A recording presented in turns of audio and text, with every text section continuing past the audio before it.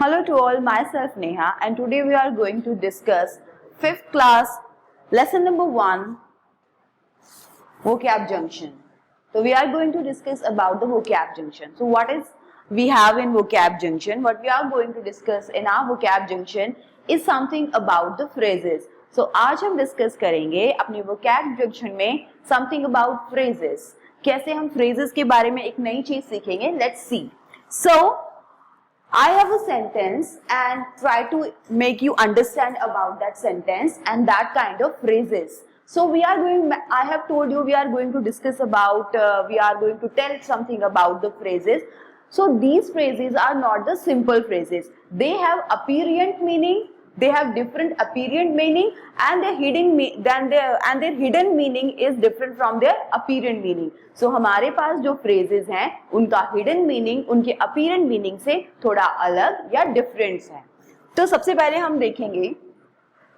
So we are going to see our first sentence and that is the girls would wake up early in the morning, make their beds and sit down to study. When they had finished their lesson, they would help their mother set the table. So, यहाँ पर हमारे पास दो phrases हैं जिनके कुछ hidden meaning और apparent meaning है और जो दोनों एक दूसरे से different है. First of all, we have a phrase like make their bed. So when we have a phrase like make their bed, what we understand through that phrase? जब हमारे पास एक phrase make their bed आता है तो हम इसे समझते क्या है? Make का मतलब होता है बनाना, their bed का मतलब है क्या हम अपने बिस्तर को बनाते हैं, क्या हम अपने बेड को बनाते हैं?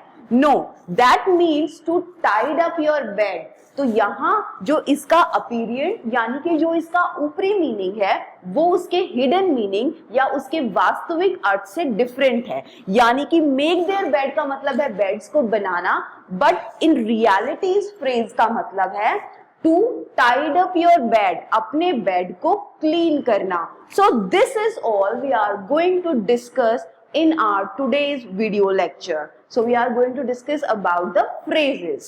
So next phrase we have is set the table. Set the table का मतलब है we prepare. अब हम टेबल को सेट नहीं कर रहे हैं. It's mean that we prepare the table for dinner. So these kind of phrases we are going to discuss in our today's video lecture. So look carefully at the part in the board and there are certain words and phrases in English that occur very frequently together to express a particular meaning. For example, we can only use make with bed and set with table. तो इस तरीके से हम सिर्फ अब यहाँ पर आपको ध्यान क्या देना है कि यहाँ पर आपको उन पर्टिकुलर वर्ड्स को ध्यान देना है कि हम बेड के साथ हमेशा मेक को यूज कर सकते हैं तभी उसका एग्जैक्ट मीनिंग आएगा. अगर हम बेड के साथ सेट को यूज कर देंगे तो शायद उसका मीनिंग डिफरेंट हो जाएगा. तो अगर हम ये कहना चाहते हैं कि हमें अपने बेड को टाइड अप करना है तो we need to use make with the bed and in the same way we need to use set with table. कहने का मतलब ये है कि ये कुछ particular sets बने हुए हैं words के कि अगर आप ये कहना चाहते हो कि मुझे अपने बेड को सेट करना है तो आप यूज करोगे उसके साथ make, और अगर आप टेबल को सेट करना चाहते हो तो आप उसके साथ सेट यूज करोगे. आप टेबल के साथ make यूज नहीं कर सकते. So these kind of phrases we are going to discuss. Now we have some words go together. अब हम इसको definition के रूप में समझने की कोशिश करेंगे. So some words get go together make a complete new meaning which cannot be guessed from the individual words. For instance, make the bed means to tidy up the bed.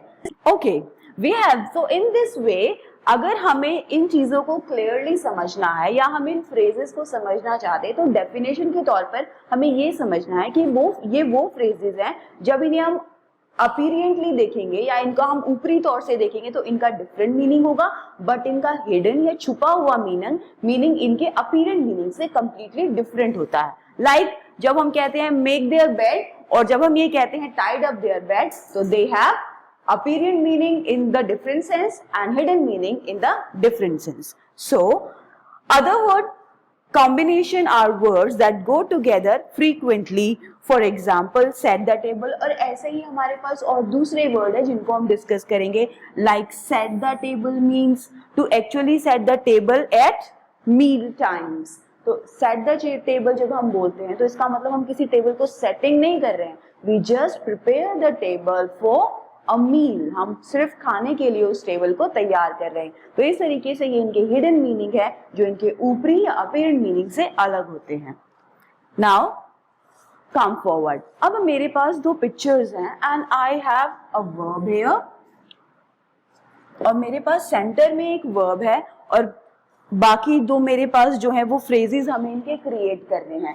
But अगर जिन phrases पर star लगा हुआ है वो हमारे उस type के phrases हैं जिनका हिडन मीनिंग जिनके अपीयरेंट मीनिंग से अलग होगा. वन बाय वन ये सारे फ्रेज मैं आपको डिस्कस करके विद द हिंदी मीनिंग समझाऊंगी. So come to the first table.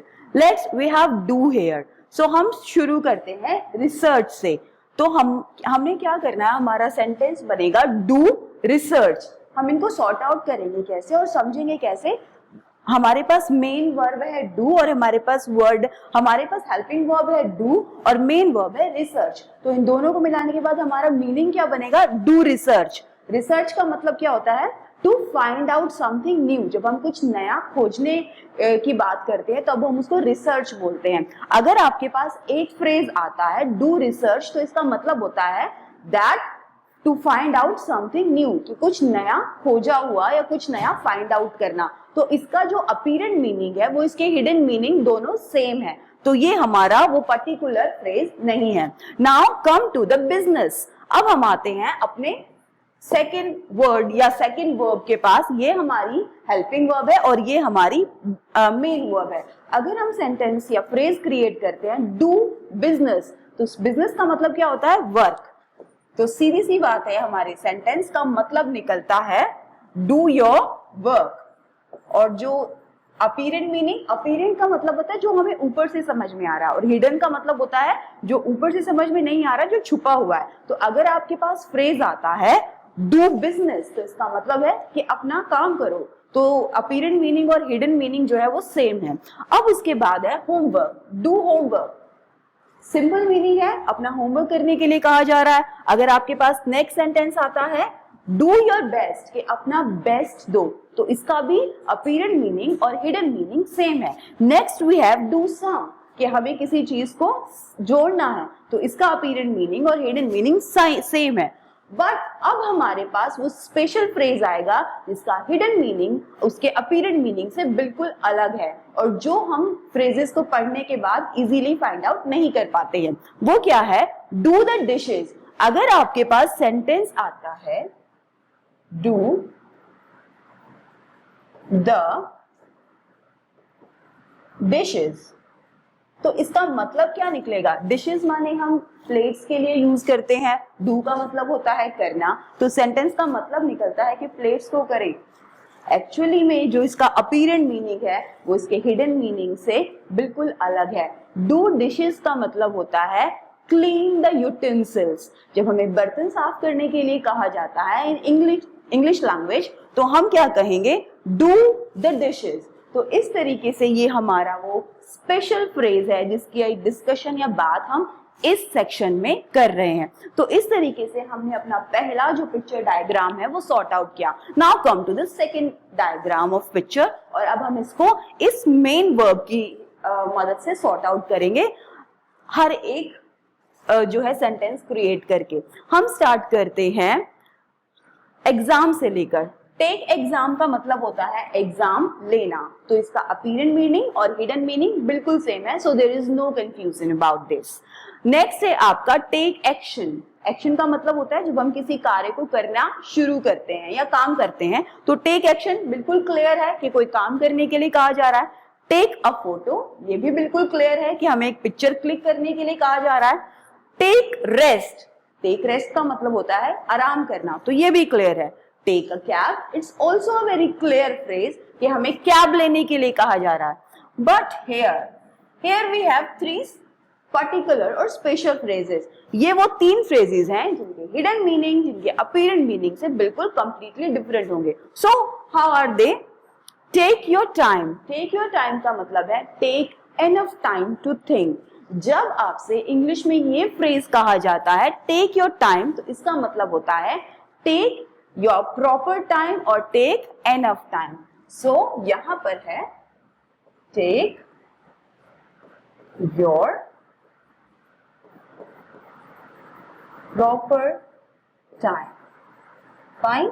इसका मतलब है अगर हम बात करें कि टेक योर टाइम, तो इसका मतलब है टेक योर प्रॉपर टाइम. जब आपसे इंग्लिश में ये कहा जाए कि टेक योर टाइम, तो इसका मतलब है take enough time to think. ऐसे ही हमारा ये वाला सेंटेंस है टेक अ चांस. अब टेक अ चांस का हिडन मीनिंग उसके अपीरियंट या वर्डली मीनिंग से बिल्कुल अलग है. टेक अ चांस का मीनिंग होता है टेक रिस्क. टेक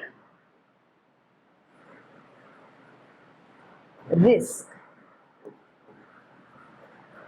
जब आपके पास ये फ्रेज आता है टेक अ चांस, तो इसका मतलब है आप किसी चीज के लिए रिस्क लेने के लिए तैयार हैं. तो टेक अ चांस, आप कहते हैं मैं ये चांस लेना चाहता हूं, तो when a person is ready to take a risk is called take a chance. अब उसके बाद है take a break. Take a break का मतलब होता है टेक सम रेस्ट. तो टेक अ ब्रेक का मतलब है रेस्ट, टू टेक रेस्ट. तो जब हम इस फ्रेज में ये शो करना चाहते हैं कि हमें किसी चीज से थोड़ा रेस्ट चाहिए, तो हम क्या कहते हैं टेक अ ब्रेक. अब ब्रेक का मतलब क्या होता है तोड़ना. तो यहां पर अगर आप इसके अपीरियंट या ऊपरी मीनिंग पर जाओगे तो you are not able to understand that phrase completely. अगर आप इसके अपीरियंट या ऊपरी मीनिंग पर जाओगे तो शायद आप इसका मतलब कभी समझ ही नहीं पाओगे. बट इसका हिडन मीनिंग क्या है? टेक अ ब्रेक का मतलब है take rest. Fine. So in this way we are able to understand some particular phrases which have their different meaning apparently and different meaning hidden. Different meaning अलग हैं उनके और उनके apparent meaning अलग हैं. So now come to the next. अभी हमारे पास और दो डायग्राम्स हैं जिनको हम सॉर्ट आउट करेंगे one by one with the help of main word make and have. अब हमारे पास दो डायग्राम है और दो ही मेन वर्ब है. We have make. तो मेक की मदद से भी हम यहाँ पर सबको एक एक करके सॉर्ट आउट करेंगे और फिर हैव की मदद से. So let's start. Make noise. Make noise का मतलब होता है शोर मचाना. It's very clear. Make a mess. Make का मेस का मतलब क्या है? मेक का मेस का मतलब है कि जब हम चीजों को बिल्कुल अस्त व्यस्त कर देते हैं, मेसी कर देते हैं, तो हम उसको बोलते हैं make a mess. Make a mistake, गलती करना. मेक अ डिसीजन मीन्स किसी चीज का निर्णय लेना. तो अभी हमने जितने भी ये सारे फ्रेजेस बनाए हैं, इनका हिडन मीनिंग और अपीरेंट मीनिंग बिल्कुल सेम है. Now we have make one's day. इसका मतलब क्या है? किसी का दिन बनाना. It's mean to give happiness to a person. जब हम कहते हैं आई मेक योर डे या राम मेक माई डे, तो इसका मतलब ये अपीरेंट मीनिंग क्या है कि कोई आपके दिन को बना रहा है. पर दिन को बनाने का हिडन मीनिंग होता है someone is giving you happiness. someone is making your day fruitful. fruitful का मतलब है कोई आपको फायदा पहुंचा रहा है या किसी ने आपके दिन को हैप्पीनेस से फिल कर दिया है. so that is make one's day. Next आता है आपका make a wish. जब आप किसी की विश को, डिजायर की बात करते हैं पूरा करने की, तो that is to show your desire. अपनी डिजायर या इच्छा को शो करने की बात करते हैं, तब आता है मेक अ विश. ठीक है. तो इस तरीके से हमने इन दोनों के मीनिंग देखे. अब उसके बाद है आपका make up your mind. Make up your mind का मतलब है just be prepare to take decision. जब हम अपने, अब अगर इसका अपीरेंट मीनिंग आप देखोगे कि मेकअप योर माइंड पे, क्या हम अपने माइंड को बनाते हैं? क्या हम अपने दिमाग को बनाते हैं? नो. इसका हिडन मीनिंग इसके अपीरेंट मीनिंग से बिल्कुल अलग है. मेकअप योर माइंड का मतलब है just make your self to take decision. हमें अपने आप को कोई निर्णय लेने के लिए तैयार करना है. नेक्स्ट है आपका मेक एक्सक्यूज. जब हम कोई बहाना बनाते हैं तो that is called make excuse. इस तरीके से हमने मेन वर्ब मे के साथ इन सारी वर्ब्स को यूज करते हुए फ्रेजेस को देखा और ये भी देखा कि वो स्पेशल फ्रेजेस कौन से हैं जिनके हिडन मीनिंग और जिनके अपीरेंट मीनिंग अलग अलग हैं। Now come to the next diagram. Here we have have को लेकर अब हम सभी फ्रेजेस को क्रिएट करेंगे और देखेंगे कि कौन से special phrases we have there. So have a look, अगर हम कहते हैं किसी चीज को देखने के लिए तो have a look, it has very clear meaning. Now we have a problem, अगर हमारे पास कोई प्रॉब्लम है तो हम बोलेंगे have a problem. Have a hair cut, have a hair cut का मतलब है डू योर हेयर कट, तो इसका मतलब होता है बाल कटाना। It's also very clear. Have a drink, पानी पीने के लिए। Have an argument when you are not, अब यहां पर स्टार इधर बना हुआ है तो इसका मतलब क्या है? Have an argument when we are not ready to accept someone's view, तब हम उसके साथ क्या कहते हैं? Have an argument. हम किसी के साथ आर्ग्यूमेंट तो नहीं ले रहे हैं, बट हैव एन आर्ग्यूमेंट का मतलब है when we are not ready to accept another person's view is called have an argument। जब हमारी किसी के साथ बहस हो जाती है तो उस फ्रेज को हम कैसे लिखेंगे? I have an arguments। So have a seat, it's very clear। हम जो है किसी को सीट ऑफर करते हैं तो have a seat बोलते हैं। have a drink, जब आप किसी को ड्रिंक ऑफर करोगे तो आप बोलोगे have a ड्रिंक। बट अगर आप ये कहोगे हैव एन आर्ग्यूमेंट, तो जब आपकी किसी के साथ बातों में मतभेद या कॉन्फ्लिक्ट्स हो जाते हैं तो अब हम उसको कहते हैं राम हैज या they have a argument with somebody. So in this way we have discuss about the phrases. Now come to the exercise section. Here we have part 1 and part 2 exercise. Let's solve this. So हमारे पास है look, let's look at the few more sentences। Now we have some sentences and we are going to sort them out one by one। That is, I help my mother do the dishes after cleaning। अब यहाँ पर हमने ये समझना है कि हमारे वो स्पेशल फ्रेजेस कौन से। हमारा स्पेशल फ्रेज है do the dishes, इसका मतलब है clean the dishes। Fine। Next है आपका माई ग्रैनी डज माई हेयर। अब अगर आप इसको ये समझोगे तो ये डज माई हेयर का मीनिंग जो है आपको नहीं क्लियर होगा, बट डज माई हेयर का मतलब है कॉम माई हेयर। फाइन, ये इनके हिडन मीनिंग है। डज माई हेयर का मतलब है my granny comb my hair. Fine. Now come to the sentence number 3। Teacher told us that we could take our time with the test paper। अब यहाँ पर phrase क्या है हमारे पास? First we gonna find out the phrase and then we find out its real meaning, its hidden meaning। So हमारे पास है teacher told us that we could take our time। तो take our time का मतलब है have a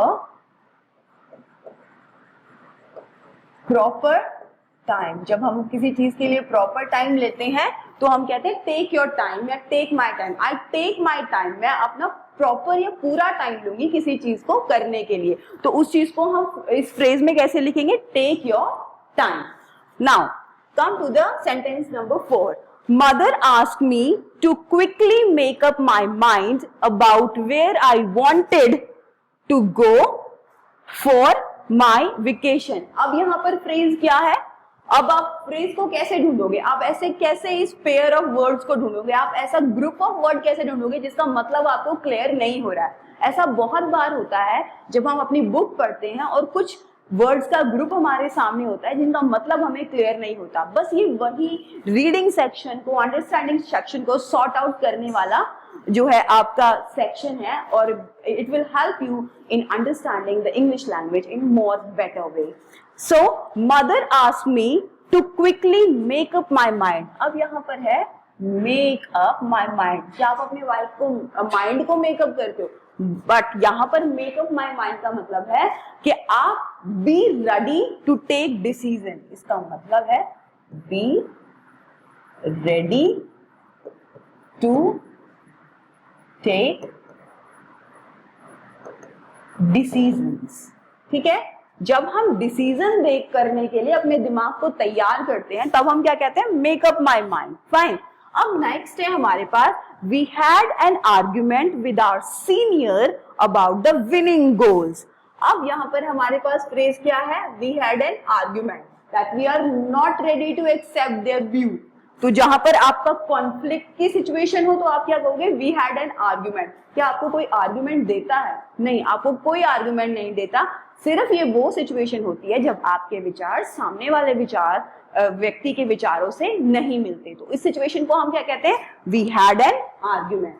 तो fine, in this way you are quite able to understand the phrases which have different meaning, जिनके apparent meaning बिल्कुल अलग होते हैं और जिनके हिडन मीनिंग बिल्कुल अलग होते हैं।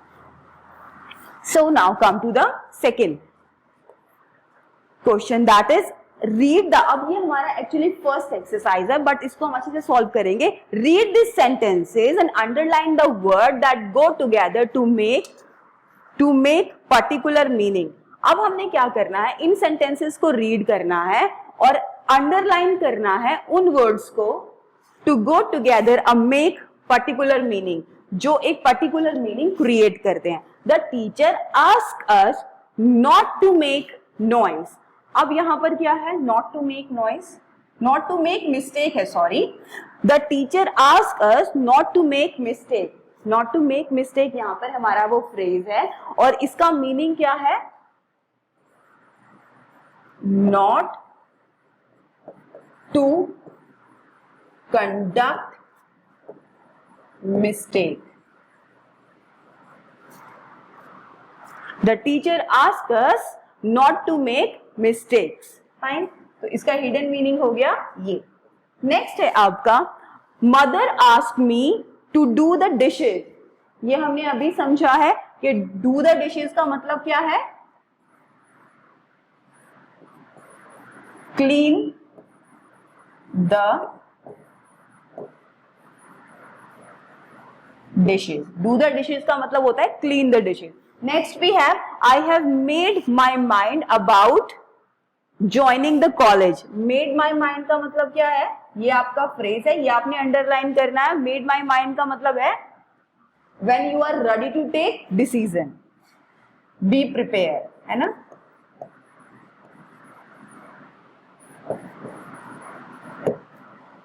अब उसके बाद है आपके पास next, that is Louisa made a wish that her family says stay happy forever. अब यहाँ पर है Louisa made a wish, यानी कि यहाँ पर है जब हम अपनी इच्छा या डिजायर के बारे में बात करते हैं तो हम क्या कहते हैं, made a wish। अब उसके बाद है next, you just have to underline the phrases। आपने करना क्या, आपने सेंटेंसेस को पढ़ना और उन फ्रेजेस को समझना है कि ऐसे कौन से ग्रुप ऑफ वर्ड है। फ्रेजेस का मतलब क्या है, फ्रेजेस का मतलब है group of word. When you have a certain group of word, जब आपके पास शब्दों का एक ऐसा ग्रुप है जिसका मीनिंग आपको सही से कन्वे नहीं हो रहा, तो हम उनकी बात कर रहे हैं। So Luisa made a wish that her family stay happy. तो लुइसा ने एक विश करी, means She just show a desire, उसने अपनी इच्छा व्यक्त करी कि उसकी फैमिली जो है वो हमेशा हैप्पी रहे। नेक्स्ट है आपका, Divya is taking rest because she is not feeling well. So यहाँ पर हमारा फ्रेज क्या है, टेकिंग रेस्ट। टेकिंग का क्या मतलब होता है, लेना। क्या हम रेस्ट को कहीं से लेते हैं, नहीं। When we are doing rest, when we are take break for something, that is called taking rest। तो हमारा फ्रेज क्या है, taking rest। She took her time to get ready। took her time का मतलब क्या है कि वो अपना पूरा प्रॉपर enough टाइम जो है वो लेगी to get ready। तो फ्रेज हो गया took her time। She has not had a haircut since October। had a haircut, यहाँ पर आपका फ्रेज क्या है, had a haircut। तो इस तरीके से what we need to do in this exercise, we need to just underline the phrase word। Now we have 3 more sentences here। I made an excuse to leave the party early। I made an excuse, यहाँ पर phrase क्या है, made an excuse। excuse का मतलब क्या होता है, बहाना। क्या आप बहाने को क्रिएट करते हो, नहीं, बट फिर भी हम यहाँ पर made यूज करते हैं और इसका हिडिंग में नहीं होता है when we are giving some excuse। जब हम कोई एक्सक्यूज या बहाना किसी को सुनाते हैं तो उसको हम फ्रेज में क्या लिखते हैं, मेड एन एक्सक्यूज। तो यहाँ पर आपका फ्रेज क्या है, मेड एन एक्सक्यूज। इसका मीनिंग क्या है, टू गिविंग एन एक्सक्यूज, किसी को कोई बहाना सुनाना या बताना। सो यहाँ पर है I have to do the homework now, I have to do the homework now. तो यहाँ पर आपका फ्रेज हो गया I have to do. Next है आपका it's time to take break. अब इसमें हम फ्रेज फाइंड आउट करेंगे, it's time to take break. तो टेक ब्रेक क्या हो गया, इसमें हमारा फ्रेज हो गया। अब उसके बाद है आपकी सेकंड एक्सरसाइज, और इसमें आपने क्या करना है, let's have a look and read it. Choose the correct option to make appropriate word combination. हमने क्या करना है, हमारे पास एक वर्ड है, वर्ड मीन्स हमारे पास एक वर्ब दिया और हमें इसका सही कॉम्बिनेशन बनाना है इस वर्ड के साथ। इन वर्ब को चूज करना है। तो हम नॉइज के साथ क्या यूज करेंगे, do noise, no, take noise, make noise या हैव नॉइज। तो we choose make noise. Next we have the dishes. अभी मैंने आपको बताया था डिशेस बर्तनों के लिए यूज हुआ है, और बर्तनों को साफ करने के लिए हम क्या बोलते हैं, डू, टेक, मेक और have. We use do. Next we have a risk.